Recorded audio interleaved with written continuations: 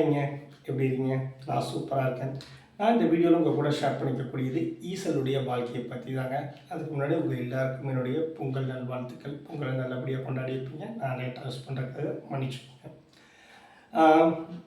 ஈசலுடைய வாழ்க்கை இது வந்து நான் வந்து மீண்டும் ஒரு காதல் கதையில் முகுந்தனும் நந்தினியும் பேசக்கூடிய சம்பாஷணையில் நான் சொல்லியிருந்த விஷயம். அதை பற்றி ஈசல் அப்படின்னு ஈசலுடைய வாழ்க்கை ஒரு நாளில் வாழ்ந்து ஒரு நாள் இறந்து போகக்கூடியதில் என்ன ஸ்பெஷலாக இருக்க போது நிறைய பேர் கேள்வி கேட்டிருந்தாங்க. அவங்களுக்காக இந்த வீடியோ. ஈசல் கண்டிப்பாக ஒரு நாளில் வாழ்ந்து ஒரு நாளில் இறக்கணுங்க. ஈசலுடைய வாழ்க்கை 20 வருஷத்துலேருந்து 30 வருஷம் வரைக்கும் நீளமான வாழ்க்கை. அதை பற்றி தாங்க பேச போகிறோம்.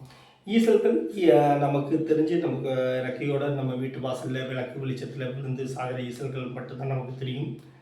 பட் அது அடிப்படையில் கரையான்கள் பச்சையான மரங்களை தேடாது. பட்டுப்போன மரங்கள், ஈரமான மரங்களில் தன்னுடைய மண்ணை வச்சு மூடி அந்த அந்த மரத்தை வந்து அரித்து சாப்பிட ஆரம்பிக்கும்.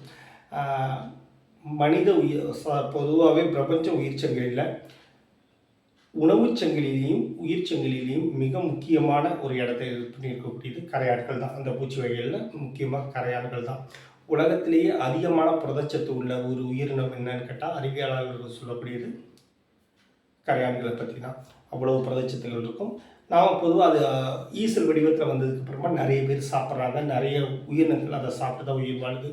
இன்றைக்கி நம்ம நகரமயமாக்கலில் நம்ம ஈசலில் வந்து ஒரு அருவறுப்பான ஒரு பூச்சியாக பார்த்துட்டு இருந்தாலும் கிராமப்புறங்கள்லேயும் தென்கிழக்கு ஆசிய நாடுகள், குறிப்பாக ஆப்பிரிக்க நாடுகளில் ஈசல் வந்து முக்கியமான உணவு பொருளாக தான் இருந்துகிட்ருக்கு. அதிகப்படியான புரதச்சத்தையும் உடல் வலிமையும் கொடுக்கக்கூடிய ஒரு உணவுப் பொருளாக தான் இருந்துகிட்ருக்கு. வறுத்து சாப்பிட்றது, பச்சையாக சாப்பிட்றது, இந்த மாதிரி நிறைய இருக்குது. சரி, அதெல்லாம் விட்டுருவோம். ஈசல்கள் வந்து பார்த்திங்கன்னா 4 வகையாக இருக்கும். அதாவது கரையான்கள்: வேலைக்கார கரையான், தளபதி கரையான், ராஜா கரையான், ராணி கரையான்னு சொல்லிட்டு. வேலைக்கார கரையானை பொறுத்த வரைக்கும் கூடு கட்டணும், அந்த மரத்துணுக்குகளை பிச்சு அரிக்க வச்சு அதை உணவு பண்ணுறமாக கொண்டு போகணும், அதை சேமிக்கணும், சாப்பிட்ணும். அவ்வளோதான் அதனுடைய வேலை. தளபதியை பொறுத்த வரைக்கும் வேலைக்கார கரையான்களுக்கு மற்ற உயிரினங்களுக்காக எந்த ஆபத்தும் வந்துடக்கூடாது அப்படிங்கிறதுலையும் அது ரொம்ப கவனமாக இருக்கணும். அந்த பாதுகாப்பு வேலையை தளபதி கரையான்கள் பார்த்துக்கும். அதுக்கு மட்டும் எக்ஸ்ட்ரா 2 கொடுக்குகள் இருக்கும். அதை வச்சு எதிரிகள், சின்ன எதிரிகளாக இருந்துச்சுன்னா, வேறு ஏதாவது எறும்புகள் இந்த மாதிரி ஏதாவது வந்துச்சுன்னா அதை கடிச்சு கொள்ளலாம்.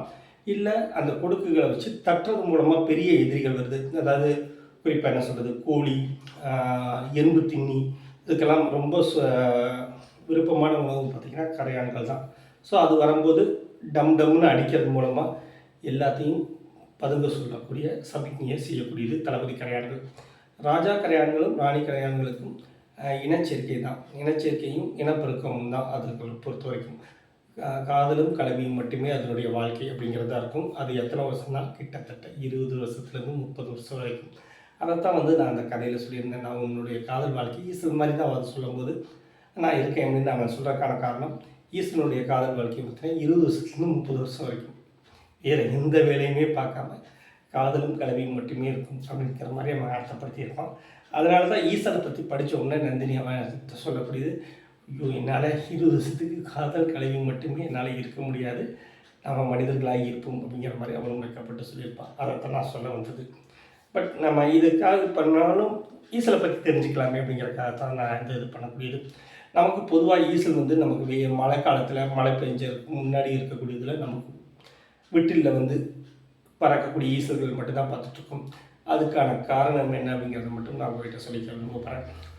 பொதுவாகவே ஒரு ஈசல், அந்த ராணி தேனி இருக்கு இல்லைங்களா, ராணி கரையான் இருக்கு இல்லையா, 3 வினாடிக்கு ஒரு முட்டை நிடும்.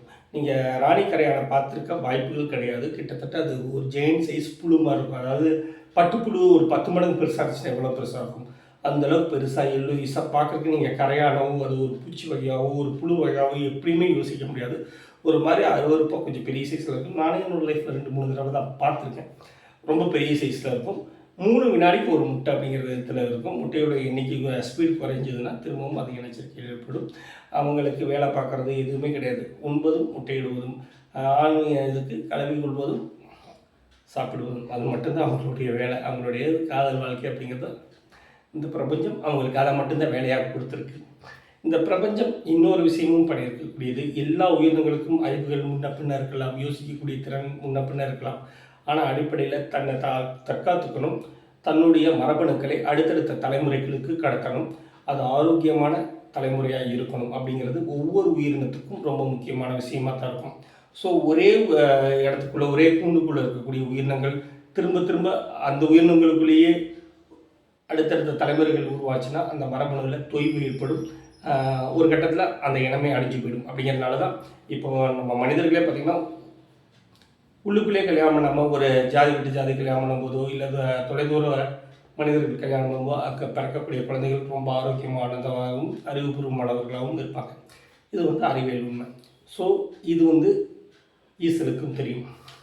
ஈசலை பொறுத்த வரைக்கும் ஒரு கூண்டு கட்டியிருக்கு, ஒரு புற்று கட்டியிருக்கு, 3 வினாடிக்கு ஒரு முட்டை அப்படிங்கிற விதத்தில் விட்டுட்டுருக்கு.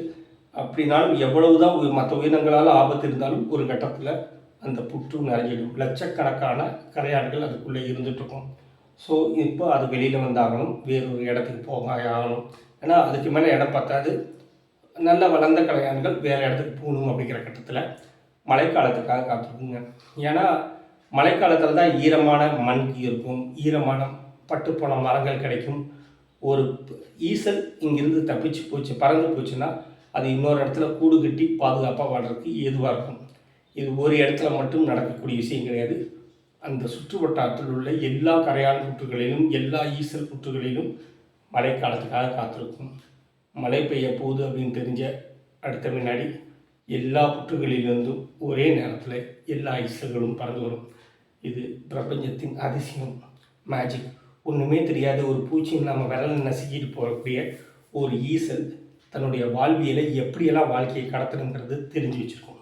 ஒரே சமயத்தில் லட்சக்கணக்கான ஈசல்கள் வரும், அங்கங்கே பறக்க ஆரம்பிக்கும். அந்த ஈசல்களுடைய இறக்கைகள் ரொம்ப மெல்லிதானது. ஸோ கொஞ்ச நேரத்தில் ஊந்து விழுந்துடும். ஸோ அதுக்குள்ளே எவ்வளோ தூரம் பறக்க முடியுமோ அவ்வளோ தூரம் பறக்க ஆரம்பிக்கும். வீடுகளில் மனிதர்கள் வசிக்கக்கூடிய பகுதிகளில் விழுந்துச்சுன்னா அதனுடைய வாழ்க்கை அவ்வளோதான். ஏன்னா கிட்டத்தட்ட லட்சக்கணக்கான ஈசல்கள் வந்தாலும் அதில் ஒரு 10 15 மட்டும்தான் ஜோடி சேர முடியும். அது மட்டும்தான் ராஜா கரையானாகவும் ராணி கரையானாகவும் மாறி தன்னுடைய சந்ததியை அடுத்த கட்டத்துக்கு கொண்டு போக முடியும். நீங்கள் சரியாக கவனித்து பார்த்தீங்கன்னா கீழே விழுந்த ஈசல்களில் ஒரு ராஜா கரையானுக்கு பின்னாடியே இன்னொரு கரையான் போயிட்டே இருக்கும், சேர்ந்த மாதிரியே தான் போகும். ஆண் கரையானும் பெண் கரையானும் மட்டும்தான் சேர்ந்த மாதிரி போகும். அந்த ரெண்டும் வெவ்வேறு கூடுகளில் இருக்கக்கூடிய கரையான்களாகத்தான் இருக்கும். இப்படி லட்சக்கணக்கான கரையான ஈசல்கள் பறந்து வந்தாலும் ஒரு 15 கரையான்கள் மட்டும்தான் ஜோடி சேரும். அவைகள் வேறு வேறு இடங்களில் போய் கூடு கட்டி தங்களுடைய வாழ்க்கை ஆரம்பிக்கும். அதுக்கப்புறமா அந்த 2 பேர்த்தோடைய வாழ்க்கை பார்த்திங்கன்னா 20 வருஷத்துலேருந்து 30 வருஷம் வரைக்கும். நாம் ஈசல்களை பார்க்குறது அது கூண்டை விட்டு வெளியில் செத்து போகிறது மட்டும்தான். அதுக்கு முன்னாடியும் அதற்கு வாழ்க்கை இருக்குது, அதுக்கப்புறமாவும் அதுக்கு வாழ்க்கை இருக்குது. அங்கே இறந்து போகிறது எதுவுமே இயற்கையான மரணம் கிடையாது. மனிதர்களாக மற்ற உயிரினங்களால் ஏற்படக்கூடிய மரணங்கள் மட்டும்தான். பூச்சி எறும்பு கடித்து இறந்து போகும், மனிதர்கள் நசுக்கி கொள்வாங்க. இந்த மாதிரி தான் நடக்குமே ஒழிய மற்றபடி இயற்கையான மரணங்கள் கிடையாது. ஈசல்களுடைய வாழ்க்கை அப்படிங்கிறது 20 வருஷத்துலேருந்து 30 வருஷத்துக்கு வரைக்கும் அவ்வளவு நீளமான வாழ்க்கையை கொண்டது. அதைத்தான் அவனும் சொல்லியிருப்பான். நான் அவங்க கூட அவ்வளோ பெரிய நீளமான காதல் மட்டுமே கொள்ளக்கூடிய ஒரு வாழ்க்கையை வாழணும்னு ஆசைப்பட்டிருப்பான். இந்த வீடியோ உங்களுக்கு யூஸ்ஃபுல்லாக இருக்குமா அப்படிங்கிறது தெரியல. பட் இதை தெரிஞ்சுக்கணும். ஏன்னா நம்ம நிறைய பாடல்களில் நிறைய வசனங்களில் ஒரு நாள் தான் ஈசலுடைய வாழ்க்கை அப்படிங்கிற மாதிரி நம்ம படிச்சுக்கிட்டே இருக்கோம். அது அப்படி கிடையாது. அறிவியல், இந்த பிரபஞ்சம் நமக்கு மேலே ஏகப்பட்ட விஷயங்களை ஒழிச்சு வச்சுருக்கு. அது ஒவ்வொன்றா தெரிஞ்சுக்கலாம் அப்படிங்கிற ஆர்வம் தான். நான் தெரிஞ்சுக்கிட்ட விஷயத்தை உங்கள் கூட ஷேர் பண்ணிக்கணும் அப்படிங்கிற எண்ணம் மட்டும்தான், வேறு எதுவும் கிடையாதுங்க. இன்னொரு வீடியோவில் நம்ம கண்டிப்பாக சந்திப்போம். நன்றி. திரும்பவும் சொல்லிக்கிறேன், இனிய விடுமுறை தின வாழ்த்துக்கள்.